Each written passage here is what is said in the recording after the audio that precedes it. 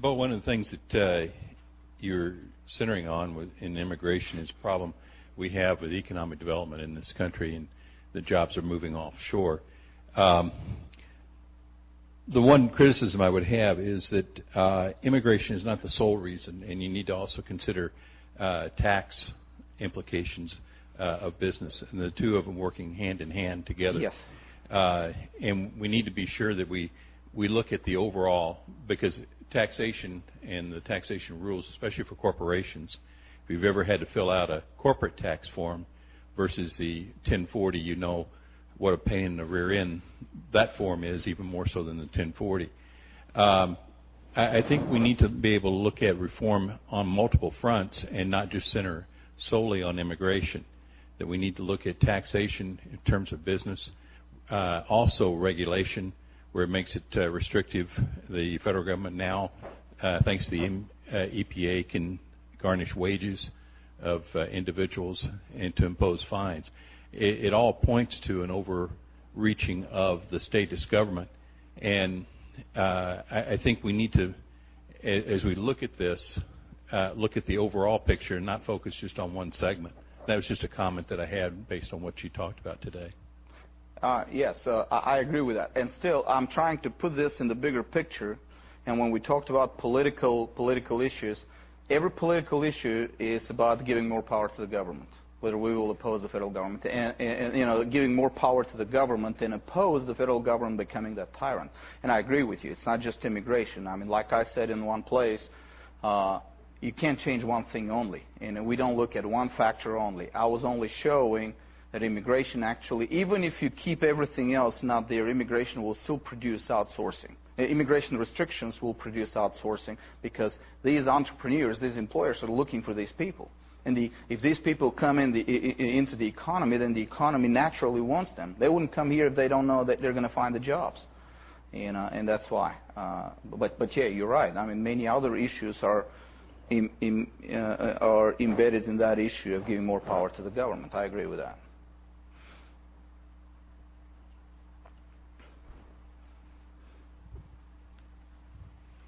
Your comment was that a lot of immigrants come to find jobs, but with the current socialism that we have in the government now, there are a lot of options for coming to the United States that don't include work, including welfare, WIC, free medical care, things like that. For a $1,300 ticket, anyone from Africa can arrive in America and get free AIDS treatment for the rest of their life.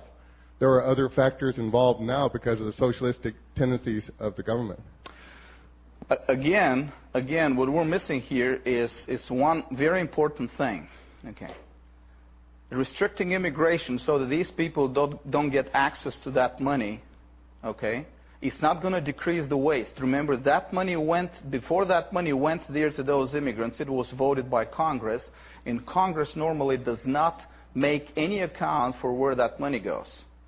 Okay, so when they vote in Congress the spending, they're not thinking about these immigrants. Okay, so the next thing you got to remember, even if you stop all immigrants from coming, or even if you're able to perfectly screen those immigrants from coming, this is not going to decrease the waste. You're still going to be taxed at the same level, and Congress will still increase the debt burden of the U.S. government.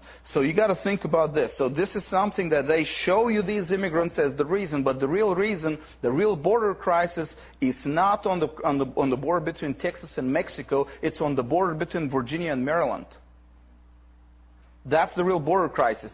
So when you say these immigrants are doing that, you're actually complaining not about more expenses on the taxpayer. You're complaining about how the money that has already been stolen from the taxpayer, why does it go to these people and doesn't go to some other greedy, our own American homeborn bureaucrat or welfare recipient. This is what you're complaining about. No, I'm not complaining. What I'm stating is there are other reasons for people to come here other than to work. Because of the social system we have now, that no one fails. Yeah. So I just met an immigrant just recently, and I do evangelism with these immigrants and feed them as well. But I will tell you, I met an immigrant just recently who was a big American success story. But he had 27 operations on the United States government, on the taxpayers. His mother was on welfare his whole life. He was on welfare. And this is a success story from 14 years ago that came here from Honduras. I just shaved an immigrant this morning that didn't take one penny of American welfare. So you're not addressing my thing. Okay, my question let me finish. I was about to address your thing. But okay. My question is, there is another draw besides work. If people coming to work, we agree with. Okay. We don't have any difference there. The difference is we have a social system that's set up to create a subculture of people who live off of the government. And other people from all around the world will access that. That's certainly better than any life that they have where they're coming from. Okay, is that the problem with immigration, or is that a problem with the social system? Okay, so why are we talking about it in a study about immigration? No, it's not both. All right, let me continue this. Okay. Now let me ask you this. Given that we have restrictive immigration laws, and given that those restrictive immigration laws are actually controlled by the trade unions, and given by the fact that the trade unions will always want to limit exactly the kind of people that would be a competition to the trade unions, people who are lower middle class and want to work, can you answer the question why you see most of the immigrants being people who are on welfare and not lower middle class, honest, decent workers who will go and work? The reason is you see more of these people that you're presenting to us. The reason is because the government stops the good people from coming in. So your solution is not to stop people from coming in. The solution is let people travel freely, and you will have more decent people coming in. I'll give you another example. In 2003, I was at a libertarian conference, speaking at a libertarian conference up in Lithuania. And I had a friend at the time. I haven't talked to him for many years, but he is an American billionaire who is a self-made man. He's single. He is one of those that made the early databases that put online and started selling them and so on, you know. The ones that actually access your email and start sending you, you know. It's still legal, so he does it. He made billions out of it. So he opened an office. He had a foundation and so on. He had an office in Moscow, okay? And he had a lady in Moscow who was 30 years old, and he liked her. And they're not Christian, but he wanted to marry that woman. And she was really beautiful, and she had 3 degrees, and she has never been on welfare and so on. So he wants to get her to Oregon, where he lived, and he sends her an invitation from himself personally, from his company, and from his foundation. So she's got 3 invitations by 3 places that have enough money to support her, and she'll never be on welfare, plus the fact that she speaks several languages and she is educated and so on. So even if she stays in the United States, do you think it's going to be a draw on the economy, or do you think it's going to be a gain to the economy? It's going to be a gain to the economy, right? So she goes to the American embassy, to the American consulate in Moscow, and they refuse her a visa. This is your government bureaucrats, okay? And they refuse her a visa. And he calls them, and he says, I mean, he's a man with money, so he doesn't take no for an answer right away. So he calls the consulate and asks the very lady that refused that lady visa, the American bureaucrat. And she says the following, the words, well, she's young, she's beautiful, she's smart, she speaks languages, and she has great employment prospects. I cannot let her go. She's a potential immigrant. And his question was, so is this your policy to keep America stupid and ugly and unemployed? And she said, that's our policy. So, if you see those people that come through the borders and actually immediately go on welfare, and you don't see the other kind of people that are smart, educated, have great employment prospects, and have never been on welfare, maybe the reason is we have restrictive immigration laws, and the federal government enforces them. You will always have that kind of people crossing the borders. You will always have that kind of people going everywhere, whether Mexicans or Americans. You will always have, I mean, you go to places like Iowa or Michigan, and you don't have too many Mexicans there, but you have local white people, Anglos, that are on welfare exactly the same way as the Mexicans. Born and raised here in the United States, 10th-generation American, and is still on welfare. I mean, you have people here in the States about it, but the problem is, when you have restrictive immigration laws, you will only get what the federal bureaucrats want you to get, and you will not get the decent people that may help you turn the things around. This is reality. So this is why you don't have these kind of people. Yes? Yes, on the note of border security, I think what we have to do is do something that's right. And I compare it to my little boy, taking him fishing. And I read this in a book once. Imagine it's not fishing season yet, but we're getting ready. And it starts in 3 hours. 3 hours we can legally catch fish. And my boy throws his rod out and he casts, and he pulls the biggest bass we've ever seen. And I go, "Hey, son, that's a beautiful fish, right?" And he's like, "Yes." "You ready to put it back in the water?" And the point of that story is, sometimes you have to do what's right and what's wrong. And I think where Carl was going is the fact that obviously we do have border security issues. In Brownsville, there's a couple of ranchers who have found documents that show that it's not just people from South America and Central America coming into the country. There's folks who are coming in from Middle Eastern countries. So there's some security risk. But obviously the system is broken completely. It's our welfare state. I have to agree with you, Bo, that we just can't do continuously. We're thinking the wrong way here. We're talking about criminals here, people that are proven criminals because let's say they're terrorists. We're thinking, and then we confuse this with the issue of immigration. But let me tell you why we have those criminals. Because if the government was a biblical type of government, it would focus on the criminals, and try to identify the criminals, which is way less money and less resources than stopping whole masses of people, because among them you may have a few criminals. Okay. Why is, and I like to give this example, why is the Israeli airline, El Al, the most secure airline in the world? Do they have all the TSA regulations and getting all the people through that and multiple? No, they actually have a very small force of workers. But what they do is they focus on people they know are risk people.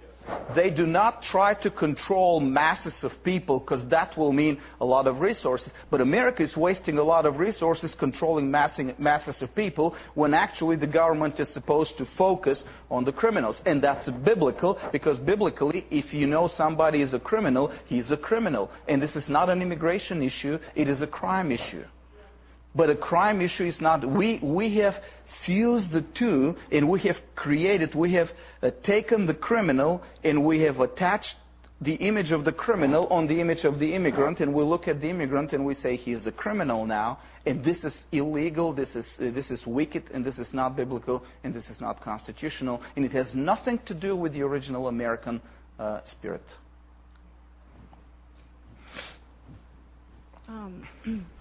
Oh, yeah. I just wanted to add in a couple of pieces of information, and you can process them however you'd like. But part of my job is to hunt for resources.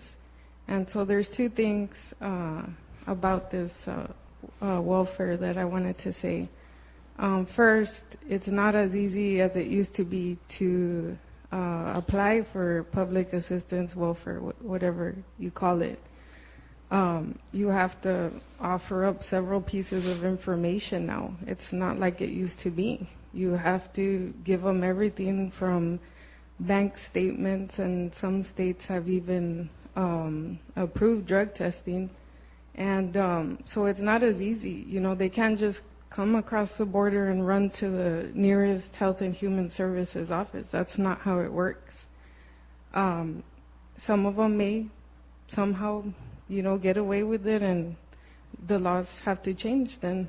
The second piece of information that I want to share is that a lot of people pay taxes, and they pay taxes through the use of ITIN numbers that they apply through the Internal Revenue Service. So in my past jobs, when I was helping people fill out immigration forms, they would have to pay fines, but they also paid their taxes, and they would supply me with years of taxes that they've been paying out. And they do it by keeping manual logs of everything they earned, and they were able to add, subtract, multiply on their own to find out how much taxes they had to pay for that year. So just like they take, majority of them give back into our economy. So just want to include some of that information for y'all. Thanks.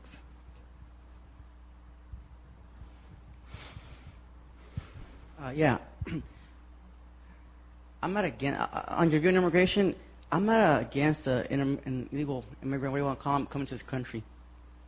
Now, if I see someone saying, like, I know a good example, I ask them, what are you doing? Well, I'm working. Do you give does the government help you out any kind of way? Like, no, nobody helps me out.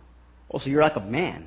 You're responsible. You take care of you and your family. You're a man. You're a responsible, grown adult. Man, I love you. I support you.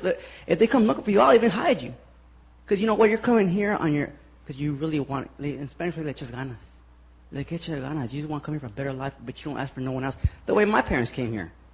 We didn't get nothing. They turned our light off, our water off. You know what I'm talking about? But we're alive. We're okay today. But instead, I can get a baseball. See, this is where I live. I can get a baseball. I love baseball. I can get baseball and throw it in any direction. And I can hit a house. In my neighborhood, the colonias. You know about the colonias, don't you? I live out there. Okay? In the colonias. I can get a baseball, throw it. I could hit an illegal immigrant. 5 houses at least. You know what I'm saying? Okay, now watch. This is what they say. Okay. You're born. You come here. Watch. We already know the whole thing. So you come here. You have a baby. Okay, that's it. Now that baby gets rights now. Okay. Now that baby's born. Now he gets insurance because he's a baby. That's what it is. In my neighborhood, my next door neighbor is legal. The person across the street is legal. Next door neighbor is legal. And then I think next door over there, good people, real good people are illegal, but they're hardworking people. Okay. So either way, so they get welfare, they get Medicaid. My sister, she can't get Medicaid. Okay. Now they get WIC. Watch. Now, if the kid needs to be about 5 years old and he pees in his bed, then he gets diapers. Now, if you ever go to the flea market and y'all see all these diapers out there, all right, what they say their kids are using the restroom and they're go ahead. All right. So I'm making a point. So what I'm saying is this: you're saying blame the bureaucrats, but wait a second. Sin is still sin, and on Judgment Day, that person will still be accountable for that sin, that lie that he told. The bureaucrats, yes, they pass laws, but if I were to lie and say that my kid wets his bed when he doesn't, if I were to lie and say my husband left me, so now I have to give me TANFs, a relief check is what they give them, that's still sin, and that's a responsibility. I'm for immigration. Come here, but don't ask for nothing. You scrape around the edge of the law. Like, the God's law is perfect. They asked Jesus, all right, we already answered that question, and the answer to that question is that the solution to this is not to restrict immigration, which is anti-biblical. The solution to this is to repeal and completely destroy the welfare system. Okay, so we're making here the I got one point to make on the law. You're going around the law. If you would go to the essence of the law, then you're going to grab Christianity is what you're going to do in the law and not around the law, because you go around the law and the Christian thing to do is immigration, but the greatest law is love the Lord your God with all your heart, and yet we don't want nothing to do with God.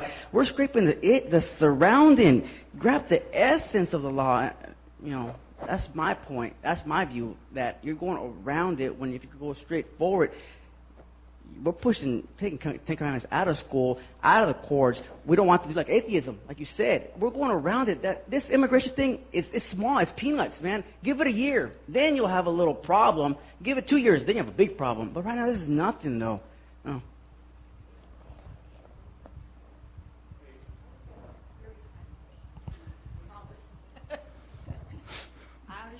I understand our problem, and that we need to change the law. what I'm asking you, to be a part of the solution, what do you suggest we do? Do we contact the bureaucrats, or what do we do?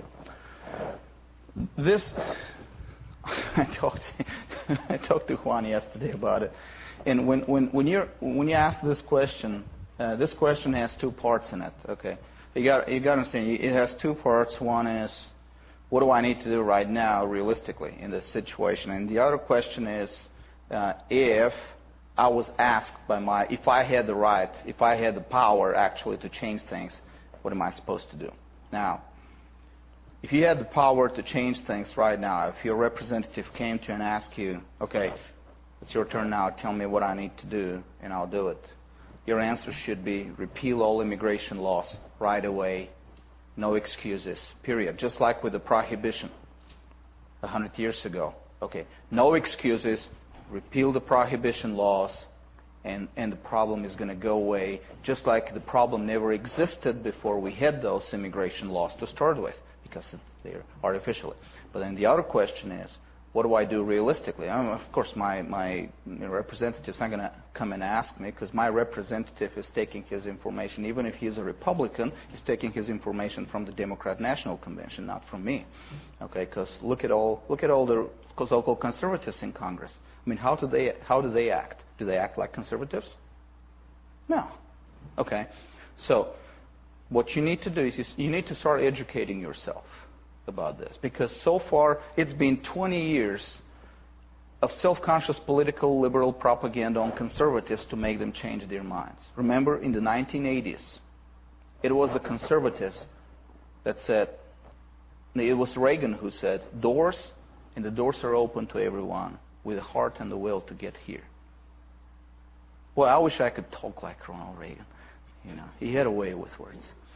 You know, but it is, but we need to start educating ourselves. We need to start re-educating ourselves on this issue, and start talking to other people and telling them this is the biblical solution, this is the American solution, this is the constitutional solution to the issue.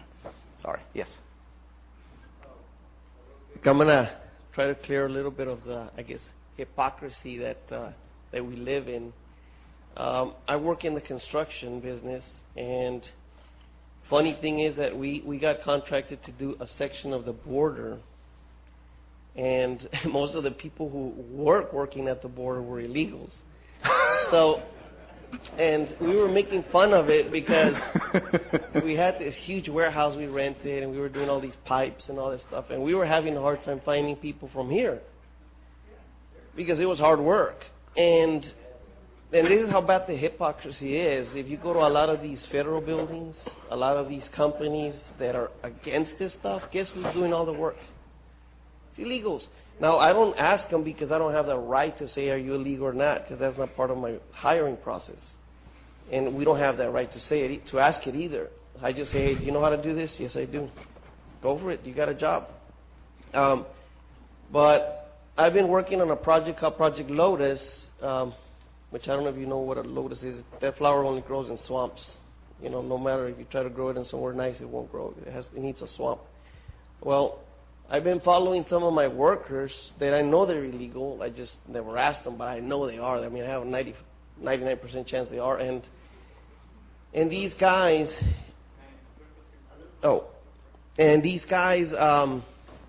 because they receive no help. A lot of the issues with these illegals is that they start doing the bad thing because us as Christians, we leave them alone. We're not with them. We're not teaching them. We're not inviting them to church, teaching them the principles. There's a lot of good people that are illegal. There's a lot of working people that are illegal. I've been following these people, and the reason I call it Project Lotus is because I tell these people, look, as long as you don't get not one assistance from the government, I help you. I'll help you out. You need help, you need tools, parts that I get from construction, I give them to you. Well, I have 3 samples of 3 families that I've been, especially one family, they have gotten help from no government. They've survived. He came by himself. His whole family's here now. He has a house. He got it with his sweat. He has cars, his own property. Not one symbol of assistance has he got. Now, what I discovered by this is that it's not that there's no work. It's just that people don't want to work in the jobs that we have available. And these guys are a sample that without no assistance, they have more than some people that were born here. So the corruption comes from here, I really think, not externally.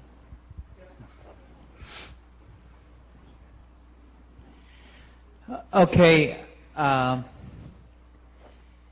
Do you think that the problem is one of because those people, I'm being facetious here, have a different color skin, they speak a different language. I was wondering what it's like on our northern border with the Canadians. Are they coming over by the millions and working illegally and doing all that? And we just ignore it because they look just like us. It used to be. Let me tell you the situation. I had a question some time ago by somebody who said, well, these people come here, they don't speak our language, and they create their own pocket communities. And remember I told you about the Pat McCarn, the senator that advocated for this fascist law that was an admirer of Franco and 148. And this is the origin of our immigration laws, by the way. Every time keep this in mind. Our immigration laws were racist, fascist, and then socialist, and we're still in the socialist stage of our immigration laws. Okay. So anytime you come up with arguments for keeping the immigration laws today, you're either a racist or a fascist or a socialist, even if you don't realize it. Okay. But he was speaking about the Dutch people. Now, if you go back, because he didn't like the Dutch people for some reason, when you go back to the time of the war between the states in 1861 to 1864, 1865, you will see an interesting thing, that some of the northern commanders were complaining because their troops didn't speak English. Because they draw some of their troops from Michigan, Wisconsin, Minnesota, and some of their regiments were people who used to live in their communities. They didn't speak English. They spoke Dutch, they spoke Swedish, they spoke Norwegian, any other kind of language. They just speak English. And I had a friend who passed away just last year who grew up in a community where the services were in Swedish. He was Swedish, and his wife grew up in a community where services were in Norwegian. And it was just 40 years ago. In America, it is for a it was not until government education actually took hold to start making everybody the same, and in fact in Texas forced Mexicans, Hispanics, speak English, that most of America started speaking English. All the way until probably the 1920s, English was the minority language in the United States. It was certainly the minority language in Texas because Central Texas, they spoke what language? German. It was German. Most of Texas spoke either Spanish or Indian languages or German. And French in Galveston, and English in some small places like Houston or Dallas wasn't even existing. Now, a good question was asked here about what do we do with the border and people crossing the border and owners on the border having their property violated by illegals who cross over into. Well, let me ask you this: if the entry in the United States was open, if you were an immigrant, where would you choose to cross the border? The bridge, right? Through the road. Who in their right mind will go through the desert? Yeah, okay. And if it was open, would you let's say, fly in with the airport or take a boat and paddle all the way from Cuba? Take an airplane, right? So the reason we have the violation of private property on the border right now is, again, the federal government. It's the loss of the federal government, because these people would have come over to work and would have gone back to their families through the border, wouldn't do all this violation of private property. This is what's happening. Now, if you go back in the history of Texas before 1921, what was the most economically developed area of Texas all the way until 1921, when Dallas was still a small town and Houston was a few swamps and few houses around these swamps? What was the most economically developed area? Where is the place in Texas where you have so many Scottish names, and we know Scots know where the economy grows? What's the name of this place here again? What's the place of the nearest place? Edinburgh. Why? Why did the Scots come here? This was the most developed area of Texas. Yes. This was the most developed area of Texas. What made this area so poor was the immigration laws of 1921. It started downhill from 1921 until our time. So that means, and that's everywhere. In Europe, where you have a border, and the border is open, this is the most prosperous place. The borders between Netherlands and Belgium, between Netherlands and Belgium and Germany, the borders between Germany and Poland, this is where the trade is. One country produces one thing, another country produces another thing. I mean, what's the normal thing? They meet at the border, they exchange things, they move on, right? And we have all this violation of liberties and economic poverty and so on the border exactly because of immigration laws. Yes, sir. Are you for the idea of inoculations? I mean, our kids have to get shots to go to school. Should we have the same thing at the border with your idea of open borders? I am for quarantine. I'm not for inoculations. Okay. First of all, I don't know if inoculations really work, and second of all, I need to people who are not vaccinated, people who are supposed. You're talking about vaccination, right? Yeah. Okay. People that are vaccinated shouldn't be afraid of those that are not vaccinated.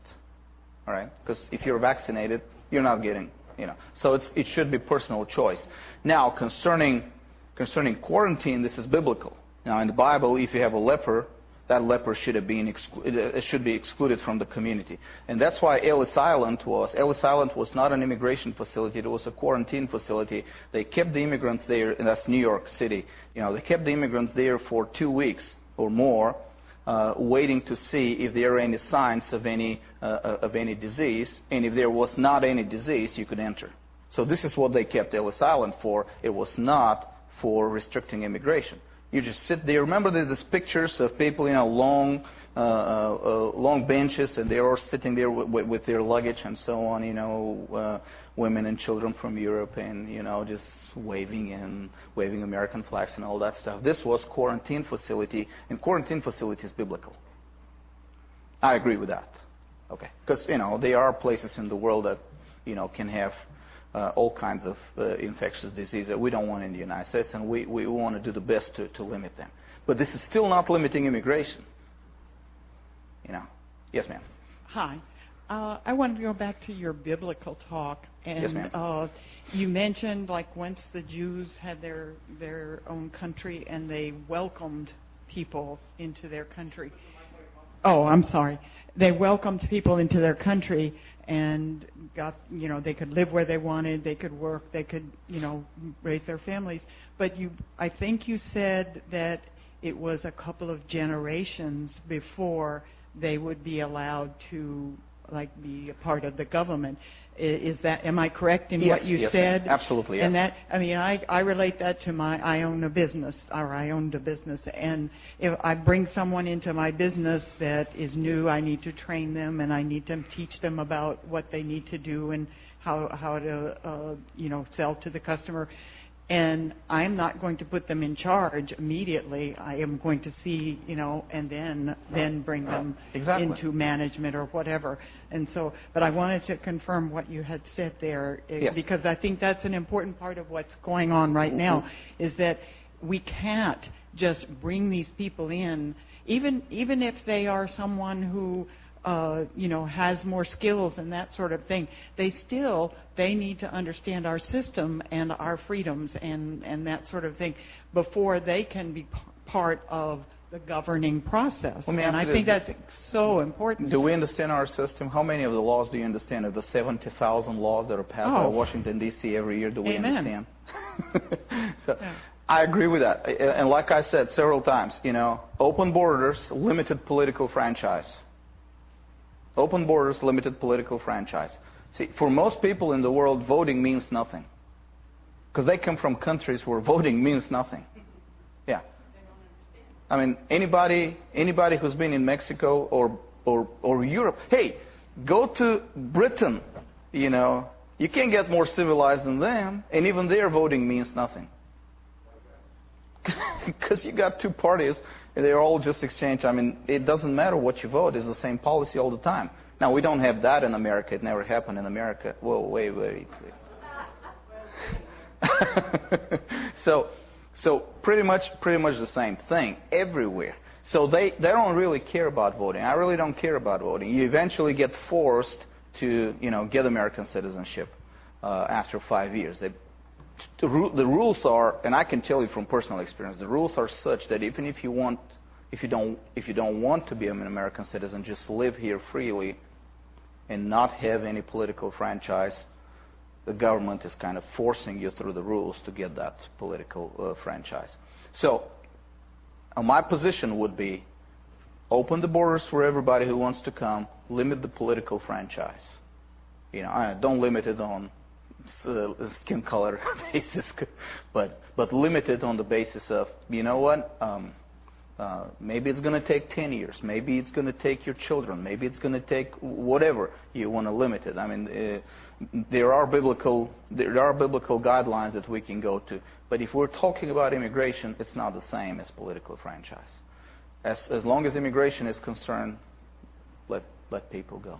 Let people free to go. Because, like I said, we're still at a point where the government is limiting the outsiders.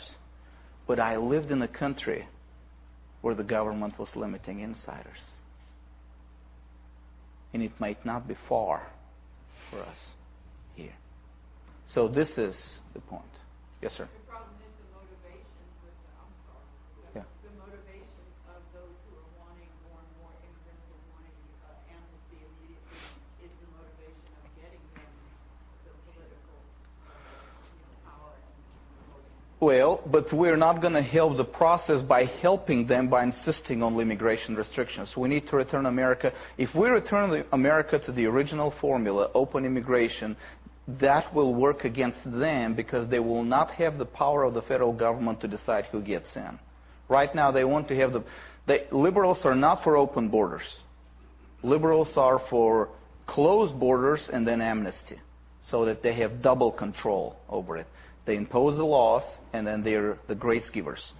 Our answer should be no. Neither the laws nor the grace. Everything should be in the hands of God. Let people free and take that area out of the prerogatives of the federal government. Yes, ma'am. As somebody who's been at the epicenter of working with the influx of the children and the families, working at Sacred Heart Church in McAllen, I'm wondering, from your perspective, what indeed is our role, our responsibility as Christians as we watch the hundreds of people passing through the doors there at Sacred Heart and the appeals to us for our generosity and love.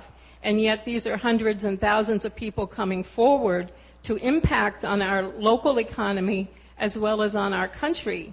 And what is our job, our responsibility as Christians?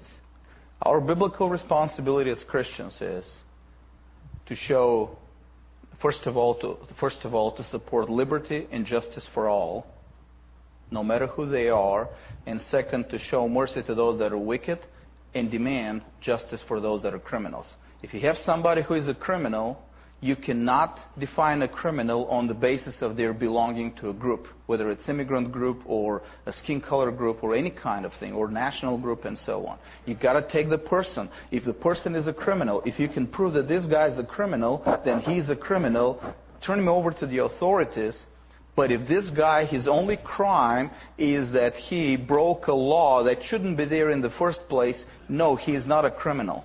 You should help that guy as a Christian and use that to preach the gospel to him.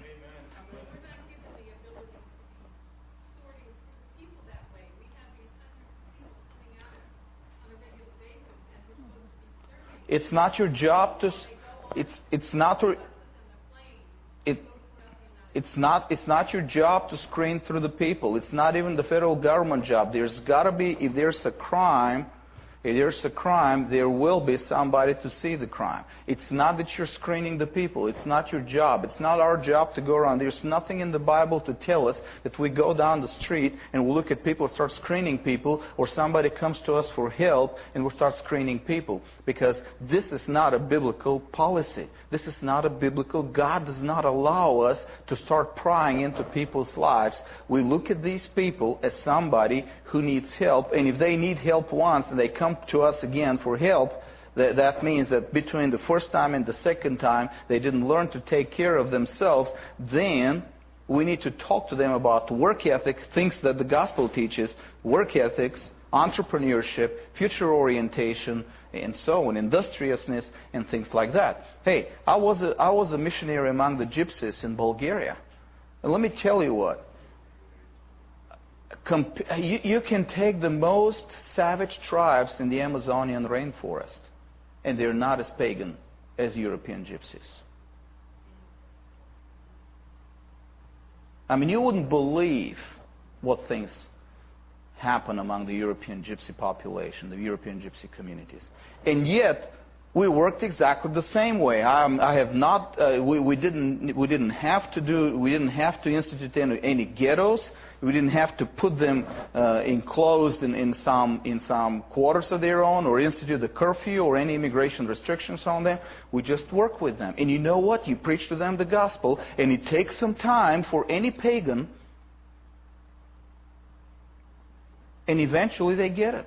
Because the Holy Spirit is working in these people. When you preach, the Holy Spirit does not allow that word to come back to you empty. And so the same thing with everybody. If they're a criminal, that's a different thing. You take an individual guy, you know he's a criminal, but you don't screen the person. You don't go to the person and see, oh, because he's an immigrant, there must be something, I must start screening the guy. No, you don't do that. We're Christians. We cannot read minds. Our job is to bring to them the gospel, and our job is, when there is an unjust government law, to oppose it.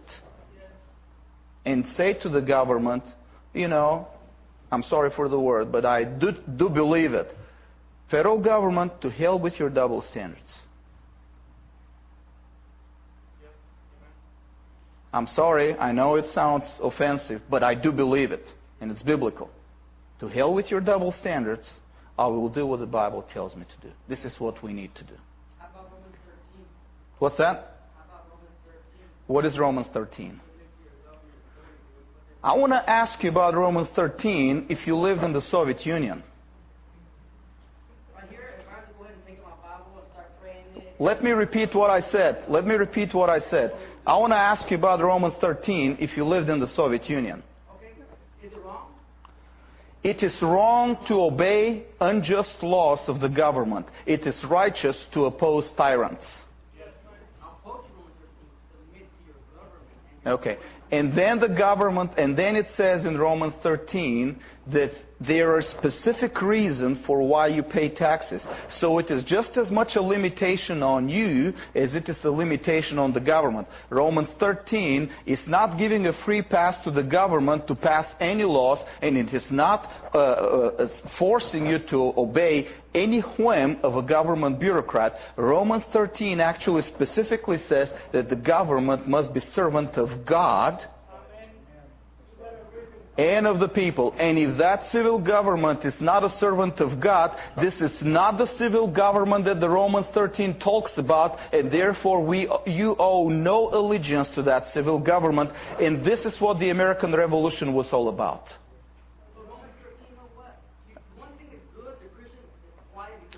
You didn't hear me, my friend. You didn't hear what I said.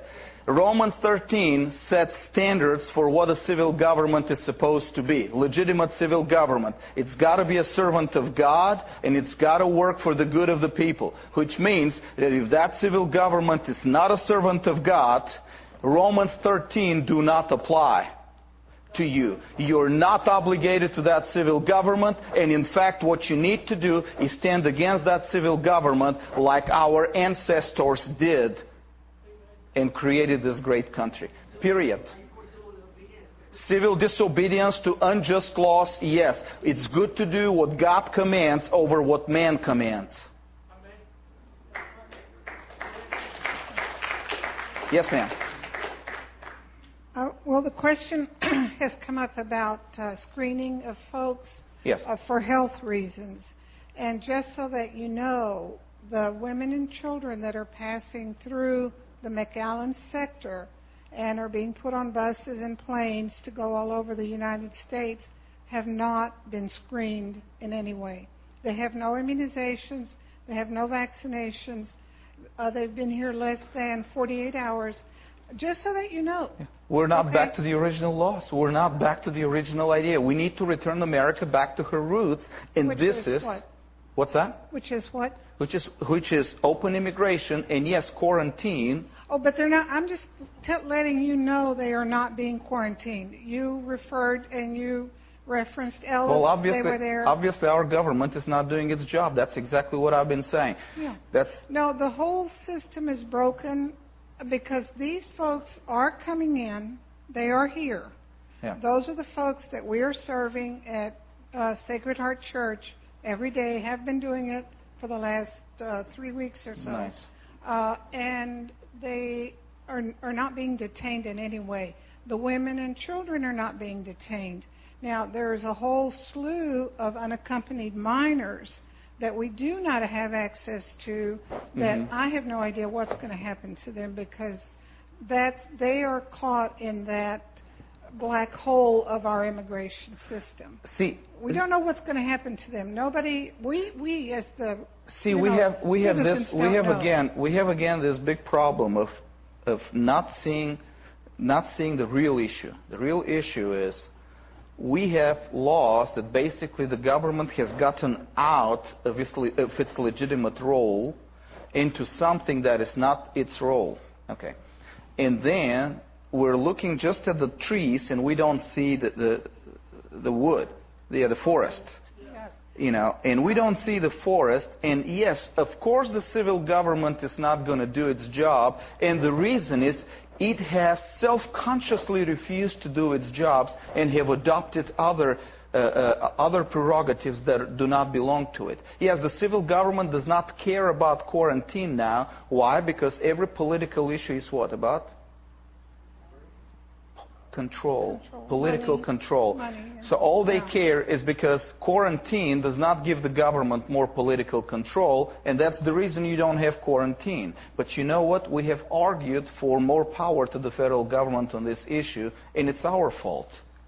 If we say, let's return to the biblical idea, then quarantine will be there, and these people will stay there for 2 weeks, and then will enter just like it was for so many years in America before 1921. But that whole system is broken because these folks are going all over the country.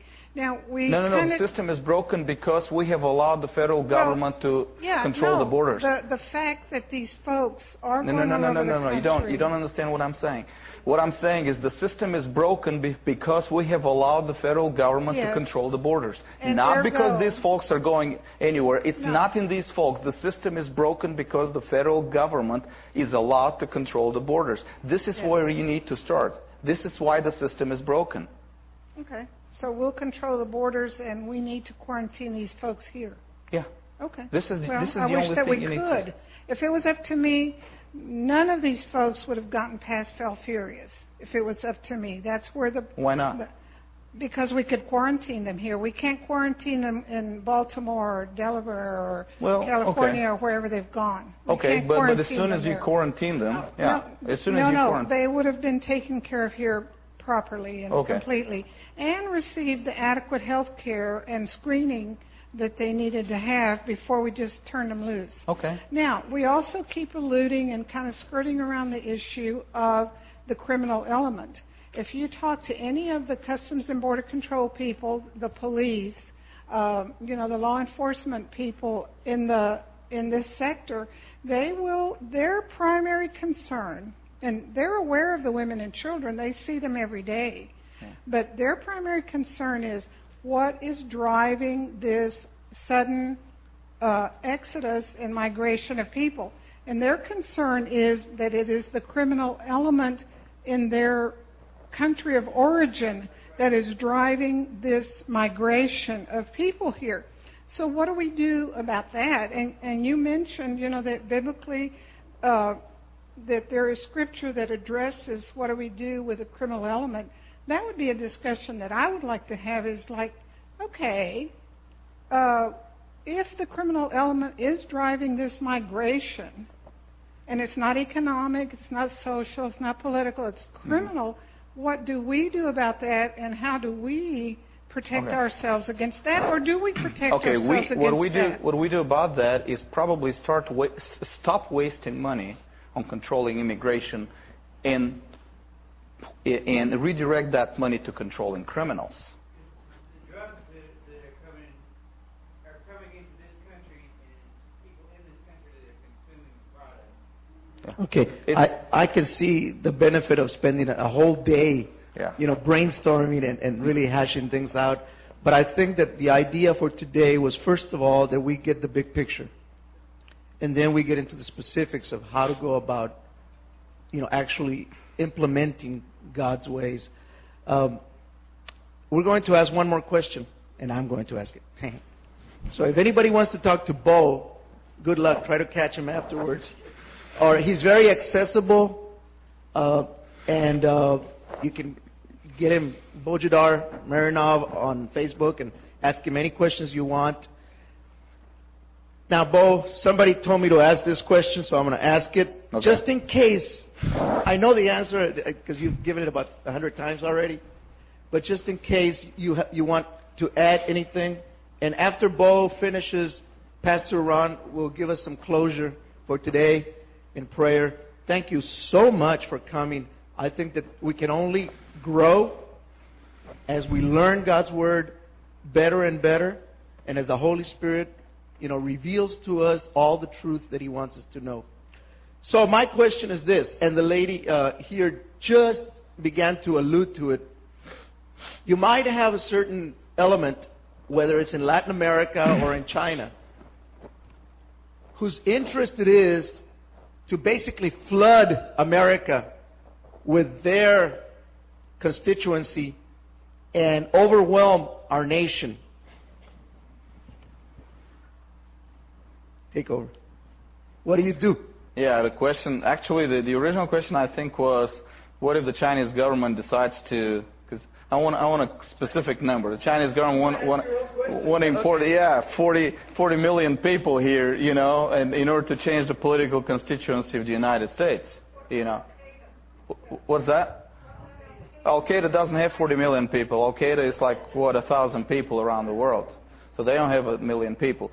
But we're talking about, really big group of people and I was laughing when I saw that, because this only shows, a question like this only shows why we Christians are losing all credibility in the culture, because this question is so much in the la-la land of fantasy, and I'll explain to you why. Now, before we ask that question, my question is this.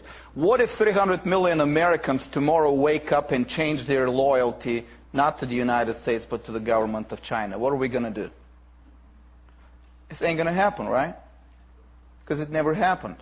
Why? Because things don't change that quick. Because we don't live in a world where God allows such changes like this at the snap of a finger. Okay. But when we ask a question, when we pose an argument as Christians, we always need to think, and of course another answer would be political, like I said, free immigration for everybody, but limited political franchise.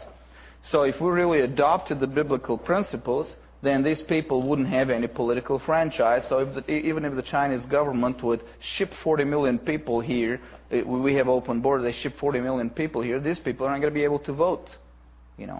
But we have another problem, that when we go to the Bible, Jesus said every time you do something, like a wise man when he builds a tower, he counts the costs.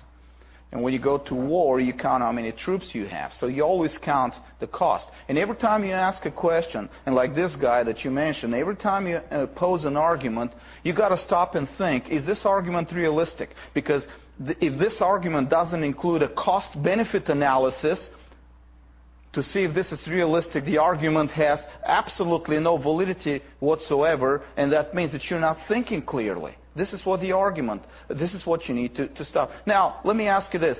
Can a government in the world today snap its fingers and transport 40 million people at zero cost anywhere in the world? It cannot transport 40 million people from one city to another at zero cost in their own land. What about transporting 40 million people from China to America? All right, let's see we open the borders. Let's see the realistic, if this is a realistic argument. Let's see and then the Chinese government decides to take over America and decides to ship 40 million immigrants here in America to change the political landscape. Okay, so first thing, and let's say in 5 years, like today's law, like the laws today, after they come here as immigrants, they can get political franchise. All right. First of all, the average cost for an immigrant, and I know it from my own experience, the average cost for an immigrant, it's less when you're a family, to start from his own country and to come to America and settle here is $5,000. And that's the lowest average cost. So 40 million people times $5,000 is how much? $200 billion. So the Chinese government, in order to do that, it will be $200 billion less. Okay, well, $200 billion is not that much. Okay, you know, it's not a big deal, you know, $200 billion. But then they have to stay in the United States and they have to survive for 5 years before they get American citizenship, right? Okay, so you think the Chinese government will have enough money to support them here at the cost of $50,000 a year? I mean, not 50, like $20,000 a year for them to survive here. The Chinese government will have to reach into its deep pockets of $4 trillion to make them live here for this time and be able to eventually to get American citizenship. So they have to train them to actually be able to work and survive in the United States. And you think education is at zero cost? So that means they have to start 12 years prior, train specifically people, and that they got to train them not to survive in China, but to survive in the United States, which means they need to train them English, American business, and all that stuff. Now, education in China, I checked last night, education in China for a child from 1st grade to 12th grade, and 12th grade is not enough many times, it costs the government $20,000. Times 40 million people, $800 billion.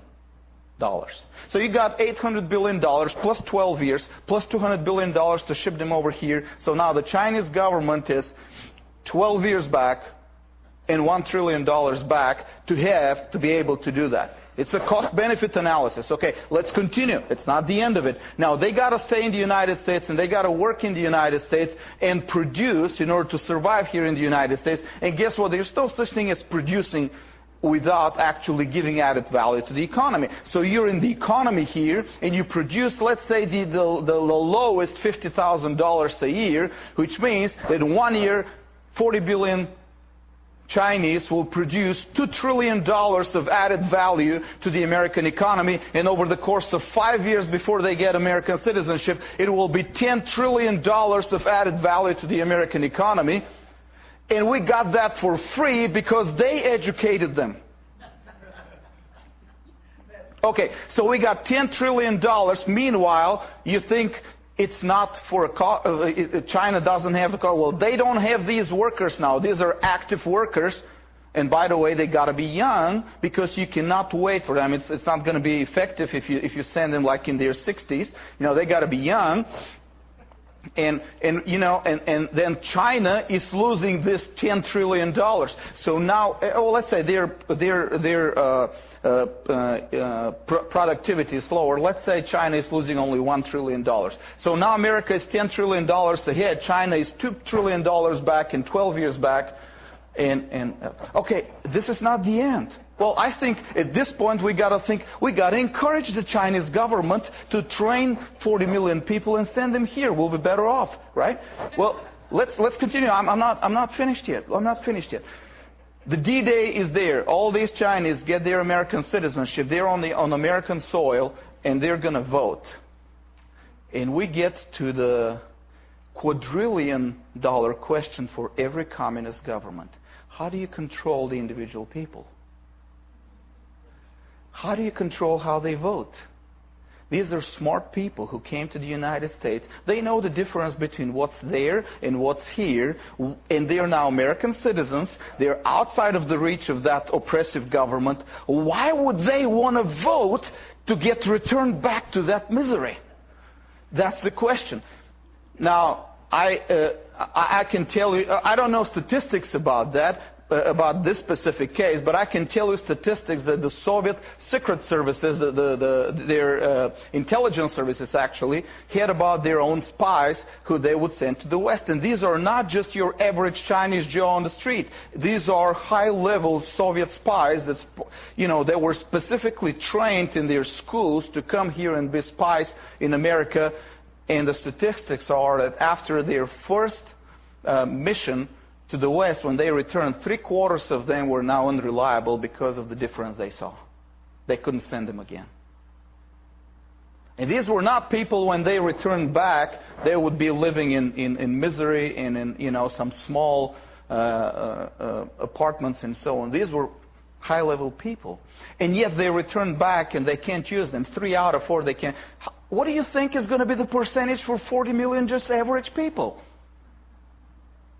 And how would the Chinese government, so after 5 years, $2 trillion back, $10 trillion more for the American economy, now the Chinese government got to pray to God that these 40 million people will actually vote the way their Chinese masters want it.